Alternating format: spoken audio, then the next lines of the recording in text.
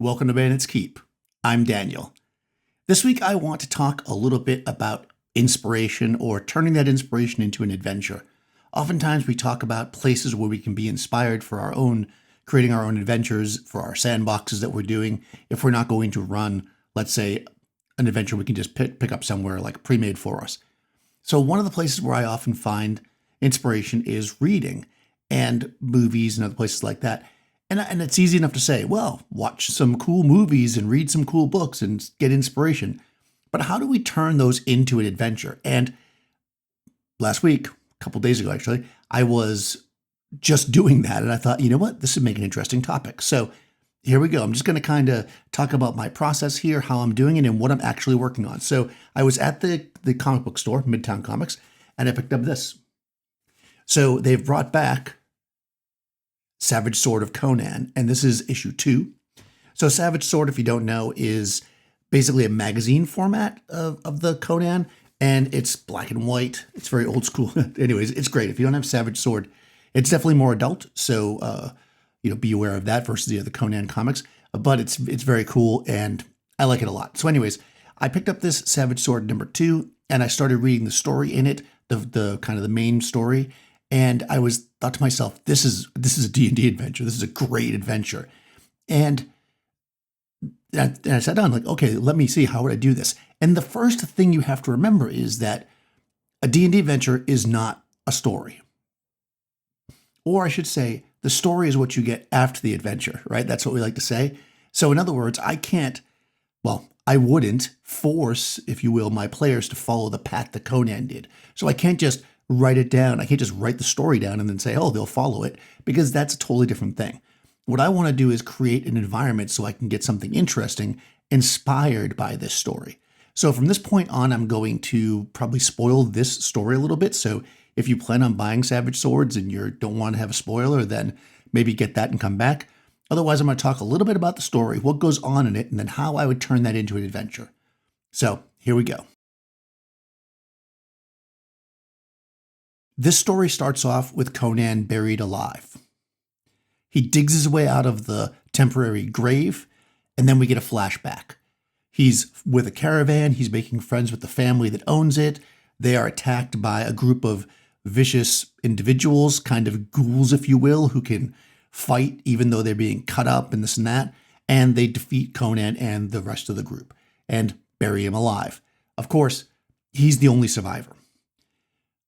He crawls from where they buried him to a kind of forested area to seek cover and kind of gets himself hidden away. And he is discovered by a small child.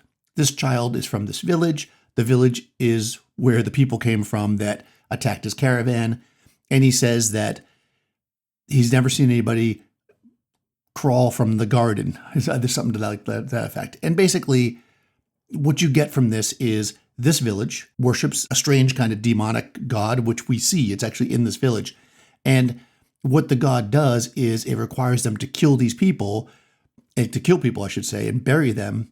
And then their souls go in and the god absorbs them after a certain amount of time and produces like this nectar that they drink. And that makes them into these ghoulish creatures that can basically heal. They're kind of zombies, but when they're not off killing people, they're just doing regular farmer stuff, because we know they have regular food and water because the child feeds Conan.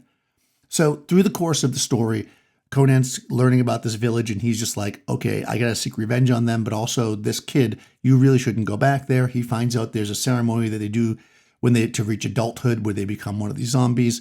He's trying to get the kid not to do it. The kid goes into the village, doesn't come back. Okay, Conan goes after him. Long story short, Conan fights the demon thing. There's a big mess. There's a battle. It's pretty awesome. Like I said, I'm not going to give it all away. Fights a lot of people in the village. And of course, finds out too late that all the children have already been converted. And yeah, you can imagine where that ends. So this is a cool story.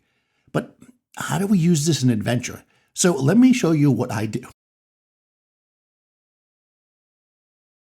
I've shown this before. This is my little brown book, although now I've been using a 3-ring binder for my main campaign, but when I'm having ideas and stuff, I still use this. So this is my version of that story as an adventure. And what I opted to do was create this village. I think that's important. If something inspires you in a story, think about, okay, what did this story come from? The story is Conan being waylaid and then meeting this child and then hoping to free the child from this demon, but ultimately seeking revenge, right? But what set this thing in motion were two things: the demon and the village, right? If the demon wasn't there, the village wouldn't be the way it was. And if the village wasn't there, they wouldn't have waylaid the caravan. So the first thing that I would do in this case is make those two things. So that's what I did. I went and made those things. I needed a certain number of villagers. I chose 25. I thought that'd be a good number to keep the force large enough that they could take on a caravan, but not so big that it would be overwhelming for a party to defeat.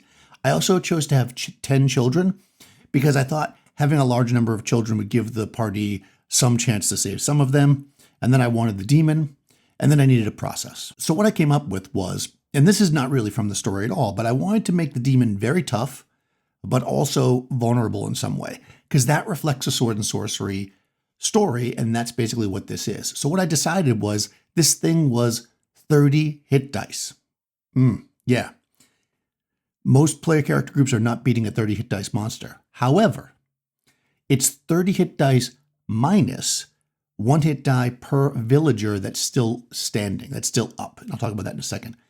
Which means that if all the villagers are active, so there's 25 villagers, it only has 5 hit dice, which makes it very killable by like a 3rd, 4th level party. So here's a nice challenge. The villagers themselves are as ghouls, but I removed the paralysis ability, but just kind of the idea that they eat, people and that they're ghouls, but they're not undead either. And I made it so they could regenerate, and they regenerate 1 hit die per day. So it's slow regeneration, because in the story we see the villagers days after the raid, like still laying on the ground, half cut up, but having conversations. So we know it's like a very slow regeneration. So now I have these villagers, the 25 of them, and you could go in. So this could be done in multiple stages, right? They could fight some of the villagers and kill them and realize the demon thing's too powerful and retreat, get information.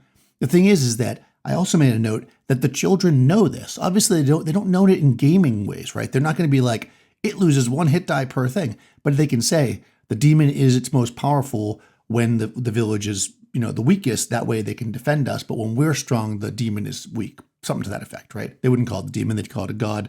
You might want to name it, right? I also wanted to have some idea about how long it would take for the souls, if you will, of the people that were buried to be eaten by the demon, right? I wanted a timeline here because that allows us to put some kind of timer or clock on this, depending on how we come into this adventure. I put a week. It could be anything. In the story, it's actually months before he sees the things move. So you could do a month. It really depends on what kind of timelines you have in your adventures. You could do a day if it's that kind of adventure, right? So, they kill them in the morning, and by the next moonrise, they rise. It really depends on the style of adventure you're running, how quick the healing is in your system, how quick they can organize themselves, where this thing is. But what we have now, again, rolling back, is a village that worships a demon. Now, in a lot of ways, this village is kind of normal, right? They're still capable of having children because there's kids there. They still eat regular food. They still have farms and hunting and stuff. They still have normal food and water. But they've got this terrible lust for murder for their god, their demon god. That gives them the ability to fight basically as ghouls, like 2 hit die effectively. So they're not regular villagers, if you want to think of it that way. Now, I always like to start with, there's a little side note here, I always like to start with a monster, right? I could have just said they're 2 hit dice, they're very strong, whatever, but just saying as ghouls makes it easy. I don't have to worry about coming up with their armor class on the fly, whatever. I just know they're as ghouls. They do the damage as ghouls, they attack as ghouls, they defend as ghouls. That's why I do that. Anyways, and we have the children, of course, which is the innocents, right? And then we've got the demon. So we have some major monster to fight, if that is what it comes down to. There's lots of ways this could be solved, if you will, depending on how we do the adventure. You might just take the children and get them out of there. Maybe that's what the party would want to do. We can't defeat this thing. It's too tough, but we don't want these children to be turned. Some parties might just ignore it, although I wouldn't. If you play with a group that would just ignore this, then why even bother? But some people are going to want to kill that demon. There's lots of different ways.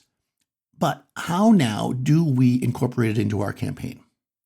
For me, knowing the way that my group is, it would be simple enough for me to just have them discover that this is going on.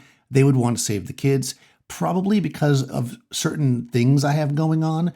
I think what I would probably do is send them to an area, basically through rumors, where they're looking for something, then find out, oh, that person traveled to here, they never came back, and then have the village be somewhere in the middle, so that they're going to want to try to find this person who's dead, and they'll find that out. They're probably buried in the field, right? And maybe I put a 3-month timer on this thing, and they need to talk to that person's soul or bring them back before the end of the 3 months, or they won't get the information. Who knows, right? That's something I would do in my campaign, because that's the kind of campaign I run. But if I was writing this as something to distribute for other people to enjoy, I have a couple of ideas how you get the group into it. The first and most simple way would be the mercenary way. That is, they're hired to investigate a lost caravan, or they're hired to guard the caravan and they get attacked. This makes it really easy, because here we are, we're guarding this caravan. I would probably do the first one if I was going to do the mercenary route. We sent a caravan a month ago. They were supposed to be back. They haven't returned. We're sending your party to find out what happened.